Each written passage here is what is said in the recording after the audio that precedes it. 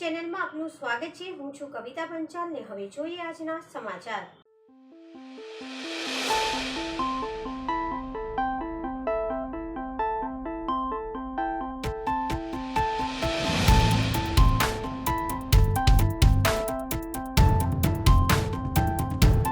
પંજાબમાં 2.5 વર્ષનો બાળક ધારાસભ્ય છે। તુમ કંસ કી औलाद हो। આજથી 2 દિવસ માટે આપણા રાષ્ટ્રીય સંયોજક અને દિલ્હીના મુખ્યમંત્રી અરવિંદ કેજરીવાલ અને પંજાબના મુખ્યમંત્રી ભગવંત માન ગુજરાતની મુલાકાતે છે। બંને નિયત કરેલા સ્થળોએ ચૂંટણી સભાઓ ગજવી રહ્યા છે। વડોદરામાં આયોજિત રેલી દરમિયાન ભગવંત માને કહ્યું કે અમારા પંજાબમાં 2.5 વર્ષનો ધારાસભ્ય છે। જોકે આ ગપ્પુ માર્યા બાદ પણ તેમણે વાતને સુધારવાની કોઈ પણ પ્રકારે કોશિશ કરી ન હતી, જેના કારણે જાહેર રેલી દરમિયાન ભગવંત માન કોમેડી કરી ગયા હોવાનું લોકમુખે ચર્ચાઈ રહ્યું છે। વડોદરામાં આયોજિત રેલીમાં ભાષણ આપતા અરવિંદ કેજરીવાલે કહ્યું કે જ્યારથી મારું ગુજરાતમાં આવવાનું નક્કી થયું છે, આ લોકોએ ગુજરાતના શહેરોમાં અનેક જગ્યા પર પોસ્ટર હોર્ડિંગ મારા વિરોધમાં લગાડ્યા। તે ઠીક છે, તેઓ મને નફરત કરે છે, તેમને જે મરજી આવે તે કરે, મને કોઈ તકલીફ નથી। તમામ હોર્ડિંગ પોસ્ટર પર આ લોકોએ ભગવાન વિરુદ્ધ અપશબ્દોનો ઉપયોગ કર્યો છે, ભગવાનનું અપમાન કર્યું છે। જે લોકોએ આ પોસ્ટર લગાડ્યા છે તે મારા પ્રત્યેની નફરતમાં એટલા આંધળા થઈ ગયા છે કે તેમને ભગવાનને પણ નથી છોડ્યા। ભગવાનના વિરુદ્ધ પણ અપમાનજનક લખાયું હતું। હું પૂછવા માંગુ છું, શું ગુજરાતની પ્રજા સહન કરશે? વધુમાં કેજરીવાલે કહ્યું કે તુમ કંસ કી औलाद हो। તમે કંસના સંતાન છો, આ રીતે ભગવાનનું અપમાન કરો છો। હું ધાર્મિક માણસ છું, હનુમાનજીનો કટ્ટર ભક્ત છું। મોદીના નારા લગાવનાર લોકોને જવાબ આપતા કેજરીવાલે કહ્યું કે અમારી સરકાર આવશે ત્યારે અમારી સરકાર જ તમારા છોકરાઓની કાળજી લેશે। અરવિંદ કેજરીવાલ વડોદરામાં આયોજિત કાર્યક્રમમાં નિયત સમય કરતાં મોડા પહોંચ્યા હતા। રેલી દરમિયાન ભાજપના અનેક સમર્થકોએ કાળા વાવટા બતાવ્યા હતા। દરમિયાન કાયદો અને વ્યવસ્થા જાળવી રાખવા માટે પોલીસે કડકાઈપૂર્વક કામ લીધું હતું। आज गुजरात आने का तय हुआ। इन लोगों ने गुजरात के शहरों में जगह जगह पोस्टर होर्डिंग मेरे खिलाफ लगाए, वो तो ठीक है। ये लोग मुझसे नफरत करते हैं, मुझे जो मर्जी कर ले, मुझे कोई दिक्कत नहीं है। उन सारे होर्डिंग पोस्टर के ऊपर इन्होंने भगवान के खिलाफ बड़े अपशब्द इस्तेमाल किए हैं। भगवान का अपमान किया इन लोगों ने। जिन लोगों ने भी ये पोस्टर लगाए हैं वो अब मुझसे नफरत करते हैं। नफरत में इतने अंधे हो गए हैं कि इन्होंने भगवान को भी नहीं बख्शा। भगवान के खिलाफ इन्होंने इतने अपशब्द और इतना अपमान किया उन पोस्टरों के अंदर। मैं पूछना चाहता हूं, क्या गुजरात के लोग इसको बर्दाश्त करेंगे? अरे तुम कंस की औलाद हो, तुम कंस की औलाद हो जो इस तरह से भगवान का अपमान करते हो। मैं एक धार्मिक आदमी हूं, हनुमान जी का कट्टर भक्त हूं। हनुमान जी की असीम कृपा है मेरे ऊपर। ये लोग, ये जितनी असुरी शक्तियां हैं, राक्षसी शक्तियां हैं, वो सारी इकट्ठी हो गई हैं मेरे खिलाफ। ये सब लोग कंस की औलाद हैं, भगवान का अपमान करते हैं, भक्तों का अपमान करते हैं, गुंडागर्दी करते हैं, लफंगई करते हैं, मारपीट करते हैं। मैं इनको बताना चाहता हूं, मारपीट करते हैं। मैं इनको बताना चाहता हूं, मेरा जन्म जन्माष्टमी के दिन हुआ था। जिस दिन मेरा जन्म हुआ था उस दिन जन्माष्टमी थी, श्री कृष्ण जन्माष्टमी। और मुझे भगवान ने एक स्पेशल काम दे के भेजा है, ये इन कंस की औलादों का नाश करने के लिए, इनका सफाया करने के लिए। ये जितने कंस की औलाद हैं, जितने भ्रष्टाचारी हैं, जितने गुंडे हैं, जनता को इनसे मुक्ति दिलाने के लिए हम सारे मिलके भगवान के इस काम को पूरा करेंगे। भगवान हमारे साथ है, लोग हमारे साथ हैं, जनता बदलाव चाहती है। उसकी वजह से ये पूरी तरह से बौखलाए हुए हैं। मैं इनको कहना चाहता हूं, आप केजरीवाल से नफरत कर लो, लेकिन भगवान के खिलाफ अगर इस तरह के अपशब्द लिखोगे तो जनता बर्दाश्त करने वाली नहीं है। जय श्री राम, जय श्री राम, जय श्री कृष्ण, जय श्री कृष्ण।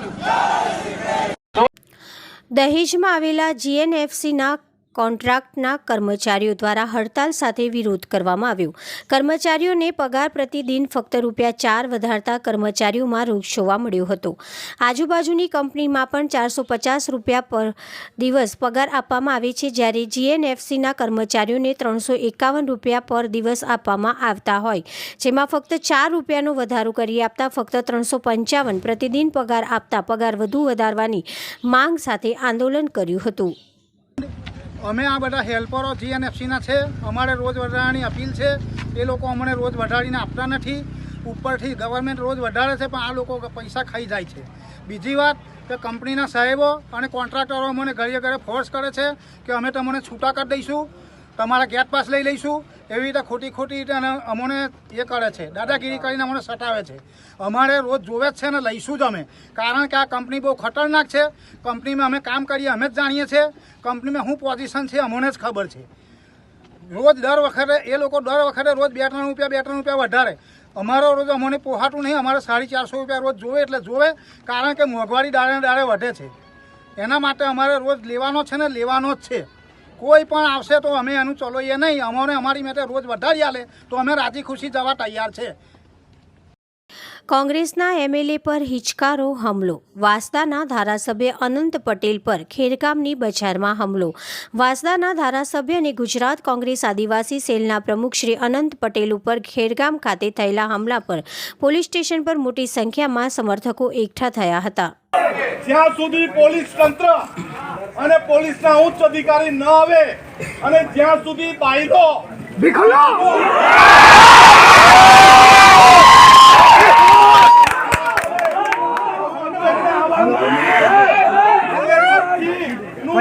ધામણ પીધું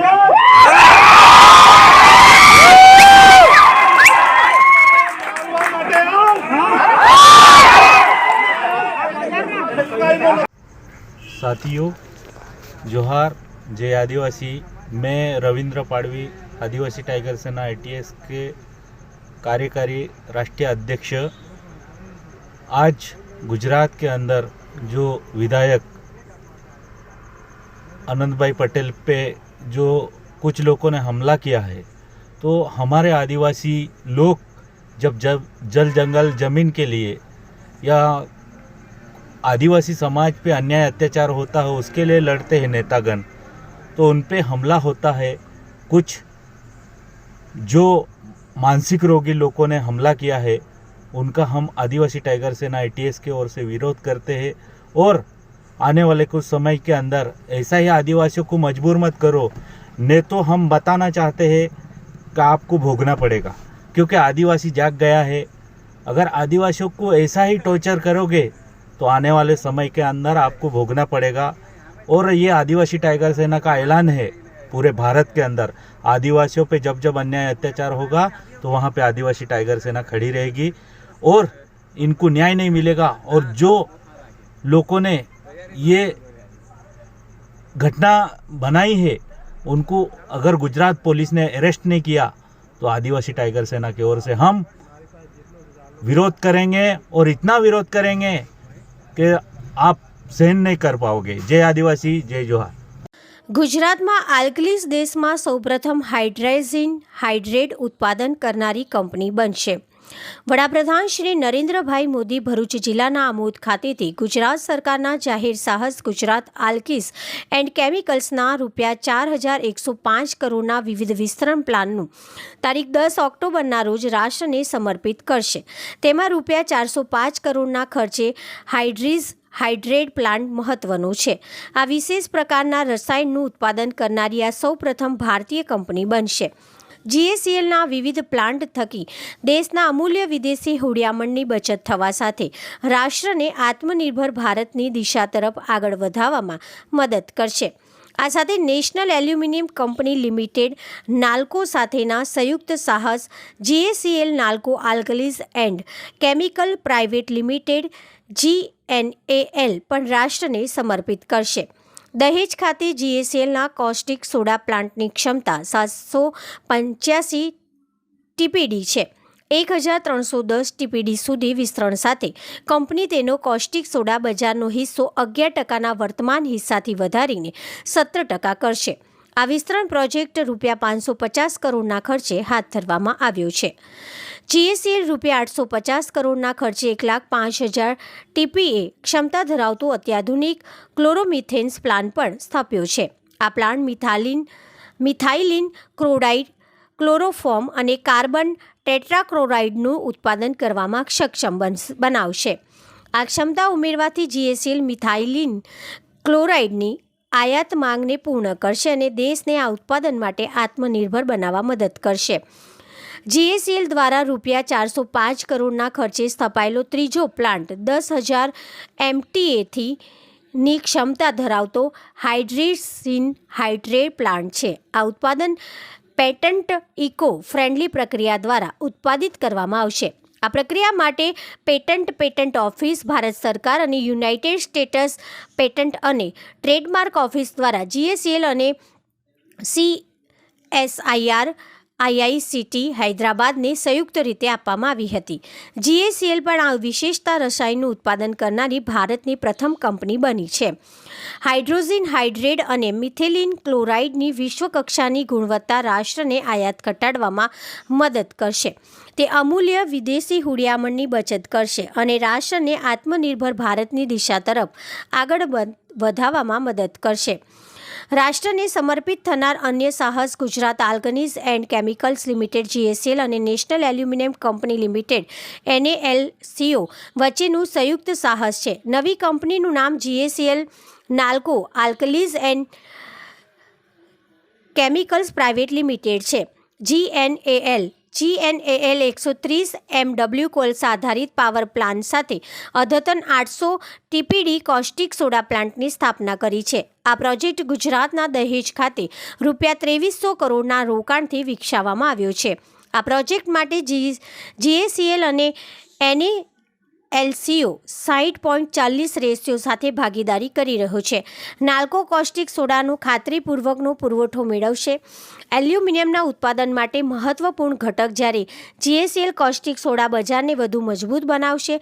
વધારાના કોસ્ટિક સોડાનું વેચાણ કરી તેનો બજાર હિસ્સો 11%થી વધુ લઈ જશે. હવે લઈએ એક નાનકડું વિરામ.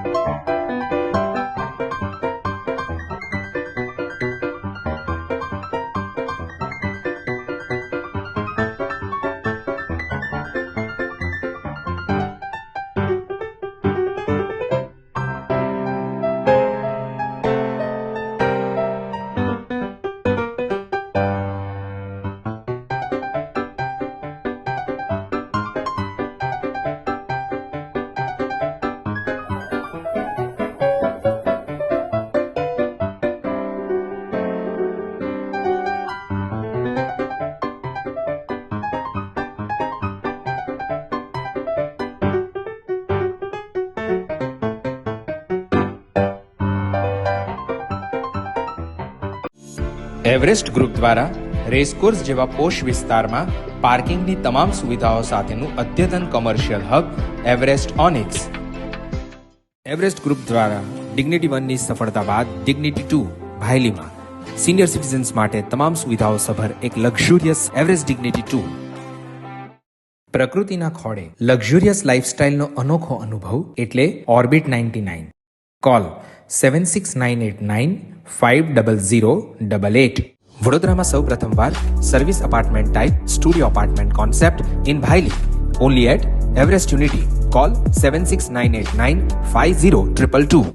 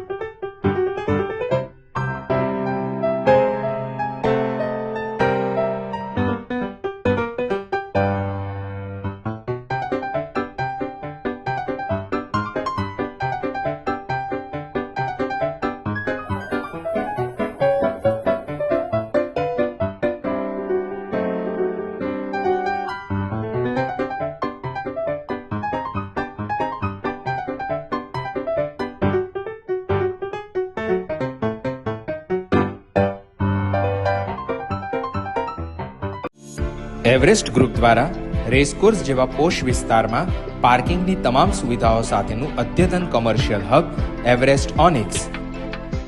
એવરેસ્ટ ગ્રુપ દ્વારા ડિગ્નિટી 1 ની સફળતા બાદ ડિગ્નિટી 2 ભાયલીમાં સિનિયર સિટીઝન્સ માટે તમામ સુવિધાઓ સભર એક લક્ઝુરિયસ એવરેસ્ટ ડિગ્નિટી 2. પ્રકૃતિના ખોળે લક્ઝુરિયસ લાઇફસ્ટાઇલનો અનોખો અનુભવ એટલે ઓર્બિટ 99. કોલ 7698950088. વડોદરામાં સૌ પ્રથમવાર service apartment type studio apartment concept in Bhayli. Only at Everest unity. Call 7698950222.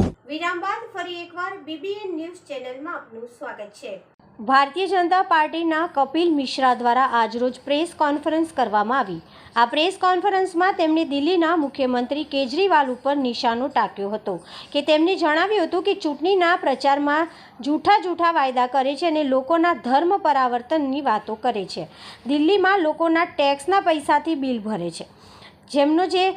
તેમની જે સાजिश છે તેને બહાર પાડવા ગુજરાતના અલગ અલગ શહેરમાં જઈને પ્રેસ કોન્ફરન્સ કરી રહ્યા છે. उद्देश्य ये है कि देश में राजनीति के नाम पर झूठ बोलना, झूठी बातें करना और अब तो धर्म परिवर्तन तक करवाना पर्दे की आड़ में, इस प्रकार की एक साजिश रची जा रही है. उसका गुजरात के अलग अलग शहरों में हम लोग भांडाफोड़ कर रहे हैं. आज हम लोग यहाँ बड़ोदरा आए हुए हैं और केवल उद्देश्य ये है कि गिर के शेरों के लिए मशहूर धरती पे अगर कोई गिरगिट आके घूमने लगा है तो उस गिरगिट का असली रंग ये गुजरात की जनता को, गुजरात के युवाओं को पता होना चाहिए. इसी उद्देश्य से नौकरी के बारे में जो झूठ बोले गए, लोगों को पक्का करने के बारे में जो झूठ बोले गए, स्कूल और कॉलेज के बारे में जो झूठ बोले गए, व्यवस्था परिवर्तन के बारे में जो झूठ बोले गए, भ्रष्टाचार खत्म करने के बारे में जो झूठ बोले गए और इसकी आड़ में जो पाप किया गया, जिस प्रकार के घोटाले किए गए, जिस प्रकार का धर्मों पर आघात किया गया, उसका सच गुजरात के युवाओं को और प्रबुद्ध जनों को बताने के लिए इस कार्यक्रम का आयोजन किया जा रहा है. मुख्यमंत्री के दफ्तर से जवाब मिला है कि 3000 नौकरी 8 साल में दिल्ली में दी गई है. गुजरात की और दिल्ली के मॉडल का कंपैरिजन है. किस प्रकार से कॉलेज गुजरात में प्रति लाख छात्रों के ऊपर 31 कॉलेज है, दिल्ली में प्रति लाख छात्रों के ऊपर केवल 8 कॉलेज अभी तक बने हैं. उसमें से एक भी वर्तमान दिल्ली सरकार के द्वारा नहीं बनाया गया है. रिवर पानी, इसके मैनेजमेंट की तुलना की गई है कि अहमदाबाद का रिवर फ्रंट और दिल्ली में यमुना का रिवर फ्रंट, जहां पर नदी के किनारे केवल रोहिंग्या और बांग्लादेशियों की बस्तियां बसाना, ये एकमात्र मॉडल बन के रह गया है. तो ये बहुत सारे तथ्य हैं जो अभी मैं अपने वक्तव्य में अंदर रखूंगा और मुझे लगता है उसके बाद अगर चर्चा करेंगे तो ज्यादा सार्थक चर्चा होगी. गुजरात की इलेक्शन आ रहे हैं और जो आप यहाँ पे जिसको आगे कर रही है वो दिल्ली का सरकारी स्कूल का मॉडल है. सर उसके बारे में सही है, ये क्या है? दिल्ली के सरकारी स्कूल का एक छोटा सा एग्जाम्पल मैं आपको देना चाहता हूँ. दिल्ली में इस वक्त नाम लेके मैं ऑन रिकॉर्ड आपको बता रहा हूँ तथ्यों के साथ, बदरपुर जोन 26 स्कूल, 40,000 बच्चे टीन के डब्बे के अंदर पढ़ाई करते हैं, उनके पास पढ़ने की जगह नहीं है. 2011 में दिल्ली का 99% पासिंग रिजल्ट था, 2019 में 71% पासिंग रिजल्ट है 10वीं क्लास का. तो आप 99 से 71% पासिंग रिजल्ट पे आ गए हो. क्या ये एजुकेशन मॉडल है? 800 स्कूल जो उनके मंत्री ने बोला और जिस प्रकार से अपने आप को भगवान घोषित करने की कोशिश की गई, इसके बारे में मैं जरूर ये बात कहना चाहता हूँ ऑन रिकॉर्ड कि भगवान श्री कृष्ण में और आम आदमी पार्टी में केवल एक समानता है. जहां पर भगवान श्री कृष्ण का जन्म हुआ वहां पे आम आदमी पार्टी का अंत होने जा रहा है जेल के अंदर.